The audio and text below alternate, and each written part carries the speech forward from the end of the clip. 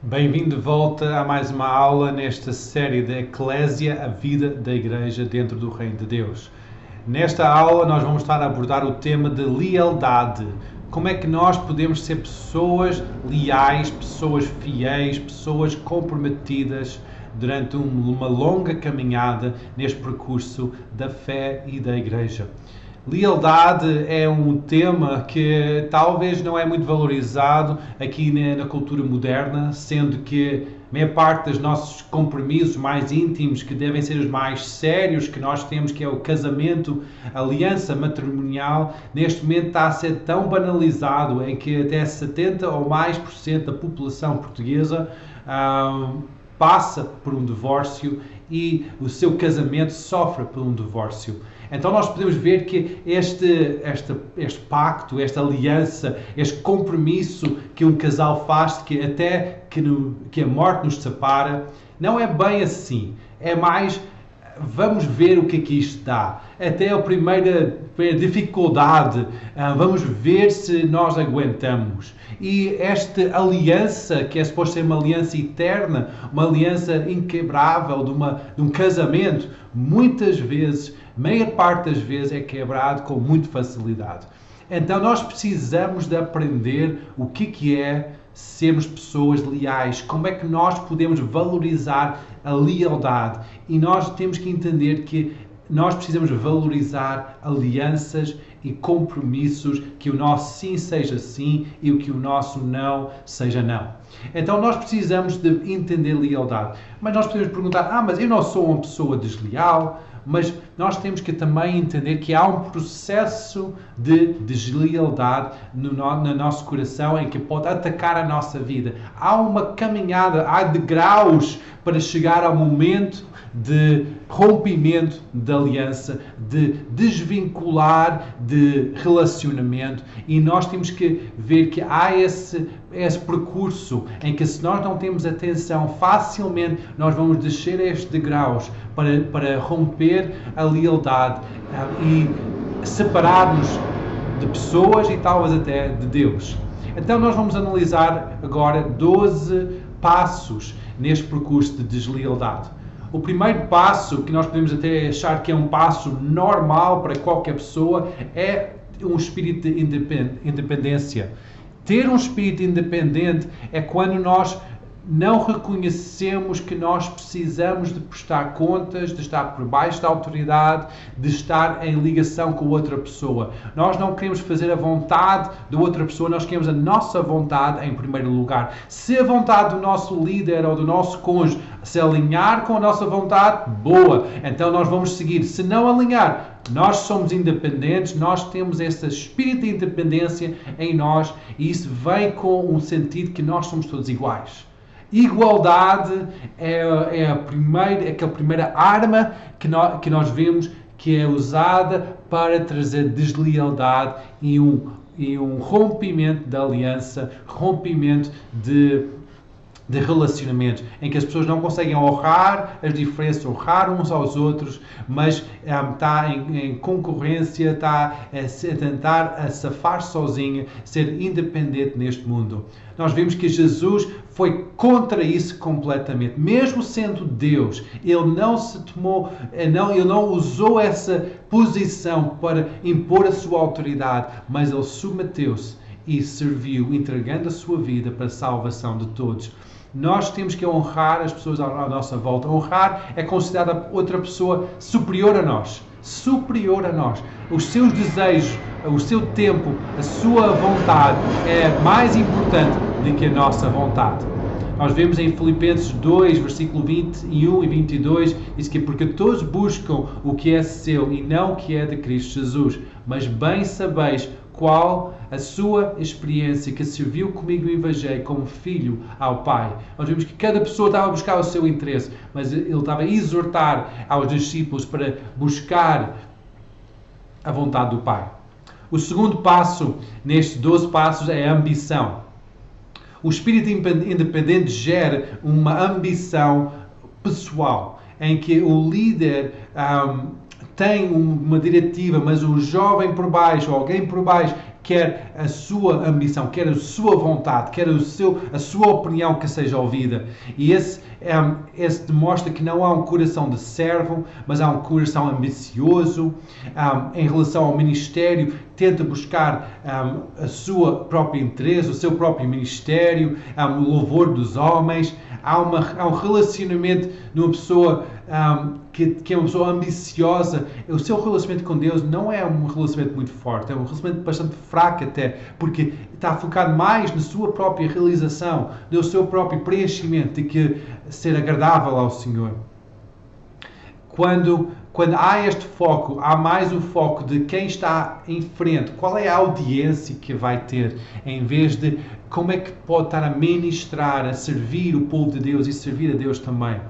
Nós vemos em Lucas 17, 9 e 10 que diz assim: porventura dá graça a tal servo porque fez o que foi mandado? Creio que não. Assim também vós, quando fizeres tudo o que fores mandado, dizeis: somos servos inúteis, porque fizemos somente o que devíamos fazer. O terceiro passo neste percurso de deslealdade é o orgulho espiritual. Quando a pessoa pensa mais de si e do seu ministério, de que pensa nas pessoas à sua volta, nem de quem está por cima da sua vida. Começa a manifestar este orgulho espiritual, tentar impressionar as pessoas, tentar a mostrar que tem ideias maravilhosas, tentar a mostrar ao mundo que é muito bom, que é muito santo, que é muito dedicado ao Senhor, e que começa a trazer esse orgulho de querer ser o centro das atenções. O orgulho espiritual é uma condição de cegueira espiritual, em que está cego para aquilo que se passa à nossa volta, cego para as necessidades à nossa volta, em que somente quer cumprir os seus próprios desejos e sente até talvez incompreendida pelas pessoas à sua volta. Lucas 18, 11 e 12 diz que o fariseu, estando em pé, orava consigo desta maneira: ó Deus, graças te dou, porque não sou como demais homens, roubadores, injustos e adúlteros, nem ainda como este publicano.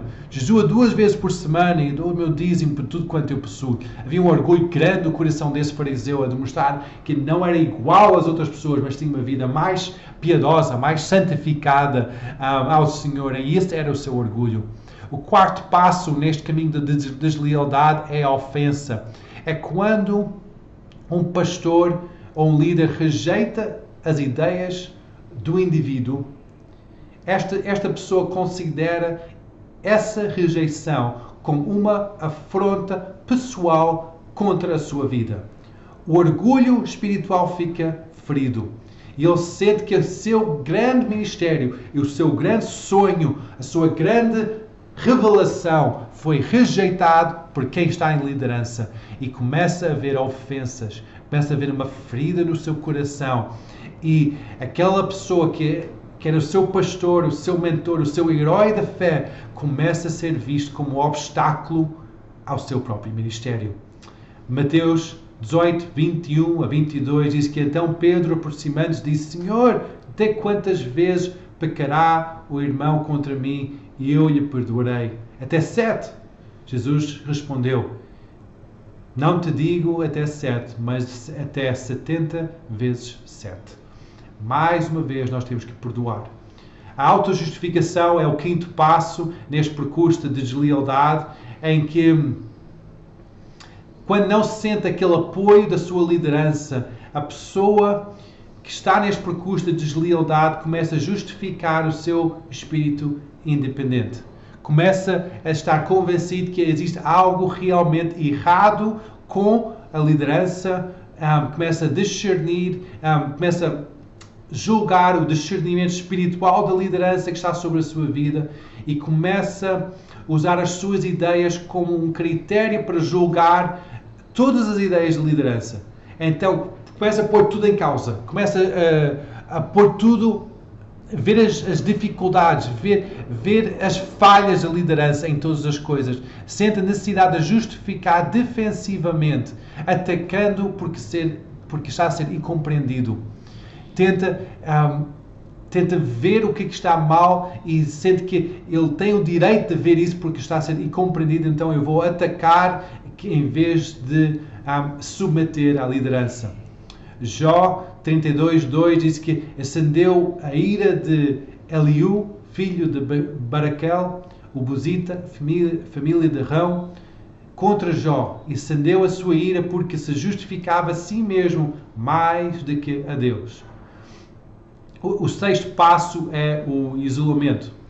A pessoa que está neste processo de deslealdade começa a se isolar de liderança, começa a se isolar de congregação, começa a deixar de estar naquele lugar de submissão, porque já não se sente mais apreciado, talvez sente que já não tem mais lugar na igreja, que ninguém compreende, ninguém sabe, ninguém conhece, e começa a estar fora do lugar de autoridade, não está debaixo da autoridade, o engano começa a aumentar no seu coração, as ofensas começam a crescer mais e mais, em vez de haver uma honra perante o seu líder, há sinais de desinteresse, facilmente há um desapegar das coisas da igreja, talvez todos os dias estava na igreja ou ia a todas as reuniões, estava cedo e saía tarde, começa a desmarcar das obrigações, desmarcar das responsabilidades, desmarcar da vida da igreja,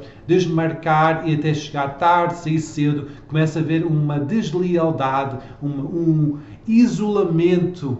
É este sexto passo que começa a criar no coração desta pessoa que está neste percurso de deslealdade. Começa a falar sobre a igreja, que era a sua família, a sua casa espiritual, na terceira pessoa, a distanciar-se da comunidade, a distanciar-se do resto da igreja, porque se sente incompreendido. Provérbios 18:1 diz que busca o seu próprio desejo, aquele que se separa. Ele insurge-se contra a verdadeira sabedoria. O sétimo passo é a competição, em que este espírito competitivo é visto quando começa a comparar a sua vida e o seu ministério, as suas revelações contra a liderança, contra as pessoas à sua volta, e começa a haver uma competição para ser melhor, ser mais bem visto, receber louvores das pessoas, criar um grupo à sua volta de seguidores em que começa a dizer que eu tenho esta influência, eu sou o líder destas pessoas, eu sou alguém importante. Então começa a criar essa competição contra a própria igreja, contra a própria liderança, contra o fluir da igreja. Começa a criar eventos paralelos, reuniões paralelas, coisas paralelas àquilo que a igreja está a fazer e à orientação da liderança da igreja. Gálatas 6:3 diz que se alguém cuida de ser alguma coisa, não sendo nada, engane-se a si mesmo. Depois do oitavo passo é que começa a reunir pessoas à sua volta que também são descontentes. Reúna os descontentes. As pessoas começam a juntar pessoas à sua volta, convencer com o engano que está no seu coração, convencer com aquilo que tem contra a liderança. Começa a criar um partido à sua volta. Nós vimos que isso aconteceu até no céu. Lúcifer começou a rebelar contra o Senhor e começou a criar um partido à sua volta. Até 1/3 dos anjos do céu se rebelaram em conjunto com Lúcifer e foram expulsos do céu por causa da deslealdade do seu coração à autoridade soberana de Deus. Isso acontece também na igreja e, infelizmente, acontece em todo o lado. Ezequiel 28:16 diz que na multiplicação do teu comércio, está a falar de Lúcifer, na multiplicação do teu comércio, no teu falar, no teu negociar, no teu vender o teu produto, as tuas ideias, se encheu do teu interior de violência e pecaste, pelo que te lançarei profanado fora do monte de Deus e te farei perecer, ó querubim protetor entre as pedras afugiadas. Depois, o nono passo são acusações. Começa a ter uma certa autoridade, sentir que é importante porque tem estes seguidores à sua volta e começa a alimentar este grupo de descendentes e depois começa a acusar a liderança, pôr em causa a visão, pôr em causa a missão da igreja, pôr em causa o próprio caráter do pastor, começa a atacar acusando quem está em liderança, acusando a própria igreja. E nós vemos em Provérbios 28, 27 a 28, diz assim: o que dá ao pobre não terá necessidade, mas o que se esconde os olhos terá muitas maldições. Quando os ímpios sobem, os homens se escondem, mas quando eles parecem, os justos se multiplicam. O 10º passo é realmente a deslealdade. Por causa do apoio que esta pessoa recebeu ao abordar as questões menores, sente agora que tem a autoridade espiritual verdadeira. Neste ponto, ele é finalmente confrontado e advertido pelo pastor, porque o seu descontentamento tornou-se geralmente conhecido. É possível que o pastor o rejeite por ser um discípulo infiel e desleal. Ao fazer isso, as pessoas que seguem são forçadas a escolher qual lado é que vão seguir. Chegando a esta fase, é quase impossível recuperar a pessoa em questão. Há deslealdade, há um quebrar, há um rompimento. Pode haver uma tentativa de explicação, de entendimento, mas o dano colateral já está feito e é muito difícil voltar para trás. Depois nós vemos o 11º passo é a murmuração. Para justificar a sua posição de deslealdade, esta pessoa e este grupo de pessoas começa a tomar uma posição contra a igreja em questão, contra a liderança em questão, e começa a falar mal às pessoas à sua volta, começa a falar mal às igrejas à sua volta, começa a ter apoiantes em comunidades fora, talvez outros pastores ou outras igrejas, para recebê-los na sua comunidade, ou para até validar a sua opinião, ou até começa a criar a sua própria identidade e a sua própria comunhão. Nós depois vemos que há esta divisão acontecer neste 12º passo, o passo final da deslealdade. Há uma divisão em que este grupo dissidente sai da comunidade. Grande tristeza, grande tragédia que acontece neste momento, em que esta pessoa conseguiu não somente influenciar a sua vida, mas as pessoas à sua volta e até um grupo de pessoas à sua volta, e sai. E muitas vezes sai para uma outra comunidade ou sai para começar a sua própria comunidade de cristãos. E o que acontece é que quando alguém sai dessa forma, é nascido algo que é algo decadente, é algo defeituoso, em que é nascido na deslealdade em vez de ser nascido na bênção. E nós vemos em 1 Coríntios 12, 25, diz que para que não haja divisão no corpo, mas antes tenham membros igual cuidado uns dos outros. O desejo de Deus é que não haja divisão no seu corpo, mas que haja um cuidado mútuo uns dos outros. Então, qual é que é o antídoto deste mal que é tão evidente nesta sociedade e até na igreja? Nós temos que entender que a lealdade nunca pode ser exigida, mas é um fruto de uma vida dedicada a Deus e à sua igreja. É algo que é desenvolvido, requer uma visão da soberania de Deus sobre todas as coisas, sabendo que há pessoas com falhas, há pessoas com limitações, há pessoas que só têm fraquezas e que mesmo assim decidem seguir e caminhar em conjunto. Lealdade é fundada na revelação da aliança, estabelecido por Deus e com Deus. Leais, nós temos que ser leais a Deus em primeiro lugar e também à sua igreja. Nós temos que ser leais à nossa família, aos nossos cônjuges e tudo que é de Deus. Nós temos que expressar essa natureza de Deus ao ter a nossa palavra, ser uma palavra íntegra, em que a nossa palavra é sim, sim e não, não. O maior remédio para este mal de deslealdade é a honra. Quando nós temos uma cultura de honra em que nós honramos uns aos outros, respeitando as diferenças, aceitando uns aos outros, as diferenças que cada pessoa tem, valorizando, celebrando essas diferenças e vendo que Deus está no meio dessas diferenças, que Deus criou cada pessoa de uma forma linda e maravilhosa, nós vamos ver algo diferente acontecer, que nós vamos ver o amor de Deus nos constrange, nos liga, nos nos compromete uns com os outros e nós vamos ver algo que é criado, que é uma natureza celestial no meio desta natureza humana que nós vemos. Nós vamos ver que é espírito independente, sai e um espírito de lealdade, de compromisso, de fidelidade nasce nos nossos corações. Nós precisamos ser pessoas que honramos uns aos outros. Para terminar, nós vamos ler este versículo que é 1 de Pedro 2:17, que diz que honrai a todos, amai a fraternidade, comunhão dos irmãos, a igreja, temei a Deus, respeitar, reverenciar Deus e honrar ao Rei, honrar a pessoa que está em autoridade sobre a nossa vida. Que Deus nos abençoe e que nós sejamos pessoas comprometidas a termos uma aliança com Ele e com as pessoas à nossa volta.